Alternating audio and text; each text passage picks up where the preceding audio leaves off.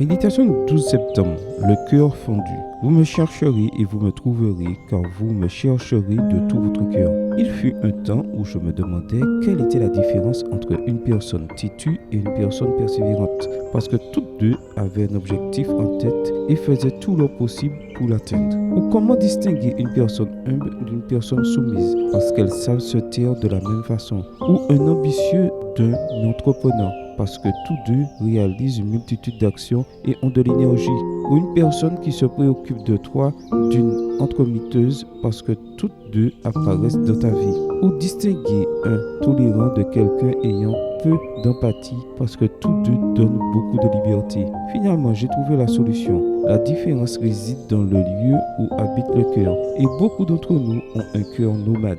Un cœur partagé entre ce que Dieu nous demande et ce que nous voulons. Un jeune riche croisa Jésus, mais ne le rencontra pas. Il venait plein d'enthousiasme, avec toutes ses capacités et sa fougue.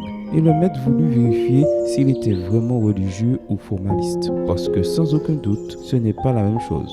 Le formaliste fonde sa vie sur lui-même, sur ses efforts, sur son contrôle des normes, sur ses victoires personnelles. Le religieux, au contraire, fonde sa vie sur le Christ, sur le sacrifice du Messie, sur la confiance en la victoire du Fils de Dieu. L'homme était jeune et Jésus le questionna sur ces choses qui tentent habituellement les jeunes. Voir Matthieu 19, verset 18. Comment vois-tu le commandement sur le meurtre? Prends-tu soin de toi ou fais-tu la fête le week-end? Et celui sur l'adultère? Mènes-tu une vie pure ou te consacres-tu à des activités impropres à ta condition? Et celui sur le vol?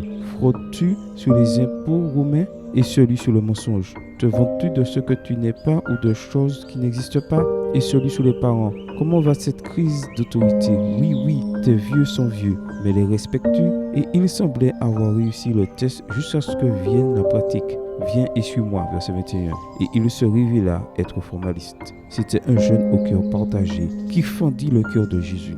Dieu dans Jérémie le dit clairement. Nous allons le chercher et le trouver si nous le faisons de tout notre cœur. Si nous y allons à moitié, nous le croiserons, peut-être parce qu'il cherche n'importe quelle occasion pour nous voir, mais nous ne le rencontrerons pas. Si nous l'adorons vraiment, si nous mettons chaque partie de notre être dans cette relation, cela va être très différent.